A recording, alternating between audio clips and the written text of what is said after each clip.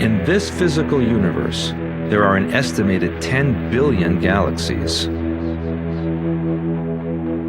The galaxy we live in, the Milky Way, is estimated to have 100 billion stars.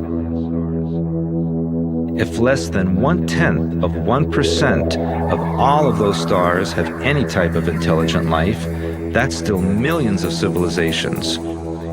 So let's put aside the notion that the human race is alone in this universe.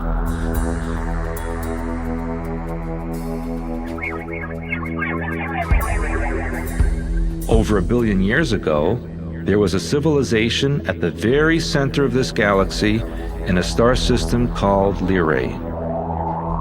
We consider Lyrean to be the original home of all human life in this galaxy. The Lyrians were borderline physical, non-physical beings. They could phase in and out of physical reality at will. As angelic energy descends into physical reality, it enters a borderline state referred to as ET level. In contrast to an alien who is a physical being residing on a different planet within this physical universe, an ET, short for extraterrestrial, is a borderline physical or non-physical being who comes from another dimensional space-time. A couple of million years ago, the Lyrians were visited by refugees from an alternate universe. This small number of physical beings, having successfully escaped the totalitarian system of their home dimension, eventually perished as a result of the physical strain on their bodies of suddenly switching dimensional frequency. The Lyrians had never before seen hard, dense bodies like those of their visitors. Their curiosity with the sensations and habits of this physical state caused them to be enamored of it and increasingly stayed in this physical reality. And over eons of time, the Lyrians degenerated into more dense bodies themselves. In the Old Testament, this is referred to as the fall from grace. They finally found themselves entrapped exclusively within the physical plane, where they manifested as a tall, blonde-haired and blue-eyed people with a subgroup of red-headed, green-eyed people who were considered to be their liaisons to spirituality, comparable almost to a religious community within the culture.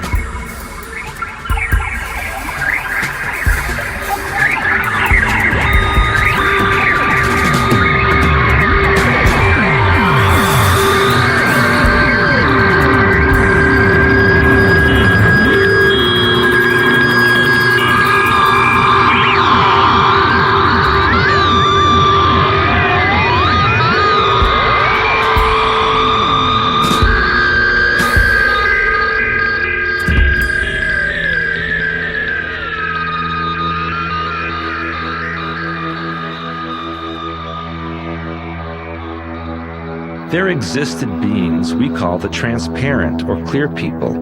Not much is known about them. They are not of a physical nature, similar to the original Lyrians. They were also of the angelic frequency, but at a much higher energetic state. In physical reality, they manifested with a see-through and gelatinous appearance in a humanoid form, their membranes flowing through their bodies like webs of capillaries. The clear people are linearly from our future, billions of years ahead, and they had returned into the past with a special agenda on a mission to create a race not natural to this particular universe. We have come to call the beings that created reptilians or Draconians after the Draco star system in which they originated. These reptilians are lower astral beings, more or less physical, but with an ability to coexist in the astral planes. There are rumors that the clear people created the reptilians by imprinting Lyrian genetics with their own mind pattern. The original elite group of the reptilian race is said to be light-skinned and blue-eyed. The Draconians feel it is their obligation to fan out into creation and assimilate and control everything else, They view themselves as superior to all other existence, and therefore understand it as their duty to be the righteous controllers of their environment, claiming other civilizations as slaves and resources for their own civilization. Reptilians regard themselves a perfected and superior race because of two main reasons. They are physically androgynous, meaning male and female in the same body. Outside of physicality, there is no gender, just energy.